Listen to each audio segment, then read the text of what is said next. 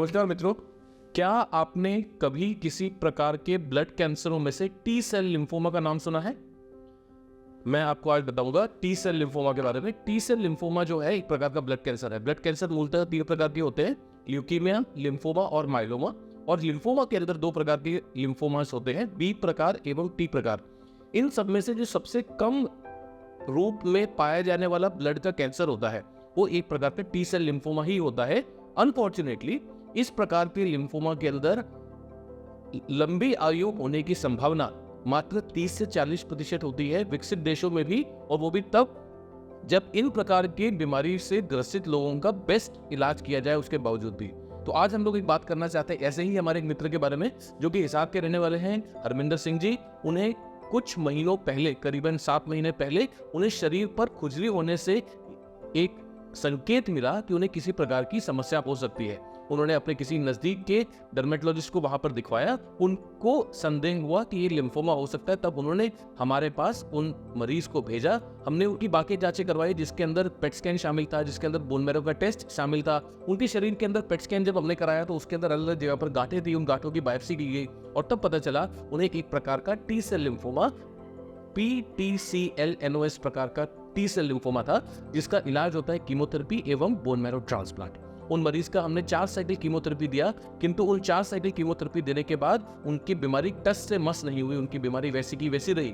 तब वो कीमोथेरेपी का प्लान को चेंज करके हमने इम्यूनोथेरेपी दी। इम्यूनोथेरेपी के अंदर 2 साइकिल इम्यूनोथेरेपी लगाने के बाद जब हमने उनका पेट स्कैन वापस किया, उनकी बीमारी खत्म हो गई थी, ऑलमोस्ट 0 लेवल पर आ चुकी थी। उस समय पर उनका हमने ऑटोलोगस बोन मैरो ट्रांसप्लांट किया। ऑटोलोगस बोन मैरो ट्रांसप्लांट के अंदर भी हमने एक स्पेशल प्रकार की इम्यूनोथेरेपी उनके लिए यूज करी और जिसकी वजह से आज की तारीख में वो एक तरह से स्वस्थ हैं। उनका पेट स्कैन हमने जो रिपीट किया है उसके अंदर बीमारी नहीं है। और आज हम लोग उनसे उनका अनुभव सुनना चाहेंगे, इस पूरी जर्नी के दौरान, इस पूरे ट्रीटमेंट के दौरान उनका अनुभव कैसा रहा। और आज जब वो ट्रांसप्लांट करा के घर जा रहे हैं तो हम इसी आशा के साथ उनको विदा करना चाहते हैं कि उनको टी सेल लिम्फोमा की तकलीफ आगे आने वाले समय में ना परेशान करे और ये हमेशा के लिए स्वस्थ रहे। धन्यवाद। ये मेरे पिताजी हैं, श्री रविंदर सिंह, डिस्ट्रिक्ट हिसार से। इनको स्किन एलर्जी का इशू था स्टार्टिंग से 5-6 सालों से। तो बहुत जगह से दवाई ले ली थी लेकिन कोई परमानेंट आराम नहीं मिल रहा था इन्हें।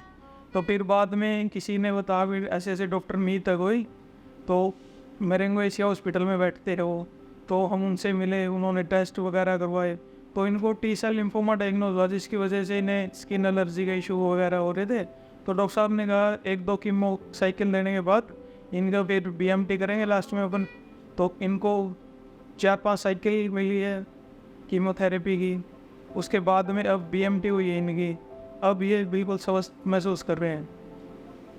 तो उस मेरेंगो एशिया हॉस्पिटल का बहुत बहुत धन्यवाद, स्पेशली डॉक्टर मीत का। डॉक्टर मीत अपने आप में एक बहुत ही सुलझे हुए व्यक्ति है, वह मिलनसार है। उन्होंने हमारी हर संभव हर मदद की है। तो डॉक्टर मीत का, सभी स्टाफ का, सभी का तहे दिल से बहुत बहुत धन्यवाद। अब हमारी छुट्टी हो रही है और कल हम घर पे जा रहे हैं डिस्चार्ज चाहिए।